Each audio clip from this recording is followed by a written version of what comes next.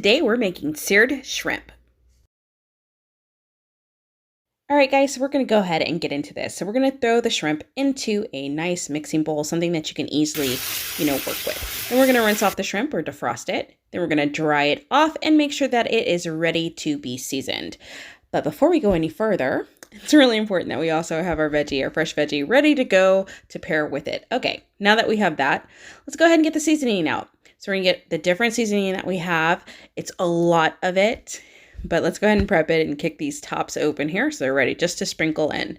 All right, so now that we have those ready to go, let's go ahead and start. So we're going to start with the garlic powder. You can use a paste for this too if you would like to. Then we're going to have the crushed red peppers. Give it a nice little kick of spice to it. Then we're going to have the ground ginger. This one I like to use a generous amount, but that's just me. You can use as much or as little as you would like. All right, so now we're going to put in some black pepper. I like to have the fresh ground because it tastes so good. It gives it like a nice little spice kick.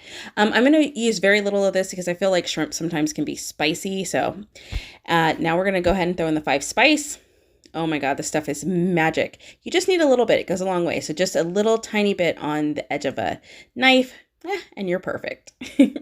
All right, so now let's go ahead and get our wet ingredients in there. So we're going to use those 3 things. Let's go ahead and start with the hoisin. It's just going to be a little squeeze, like a teaspoon worth or possibly a tablespoon, but tablespoon might be a little too generous. All right, and then we're going to use some lime, just a splash of that, some lime juice, just to bring out the nice flavor in the shrimp. All right, now we're going to use the whole thing that gels it all together, the heavy whipping cream. We're going to do a nice little pour of that, just about that much.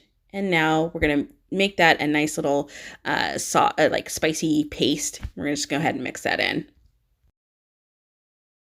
Okay, so you want to make sure that it kind of starts to take on a little bit of a color of the seasoning and it's kind of nice and paste. All right, now we're going to go ahead and do 2 minutes here to heat the oil in the pan. We're going to go ahead and now either throw these in just like that, or we're going to go ahead and season it. So for that, we're going to make some flour. So we're going to just grab some flour and we're going to use breadcrumbs and panko, or you can opt out of those too, but you definitely want to make sure that you pre-season the flour. Okay, now you're going to toss in your shrimp. You're going to shake them just like that. And then you're going to flip it over and make sure both sides have a nice even breading. But you don't need to double coat these. You can if you want to, but we're just doing a light one here. Now that the pan is hot, we're going to toss in the shrimp.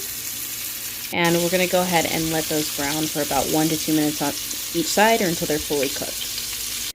Then we're going to take them out, plate them, and we're going to repeat this process until all of the shrimp have been cooked.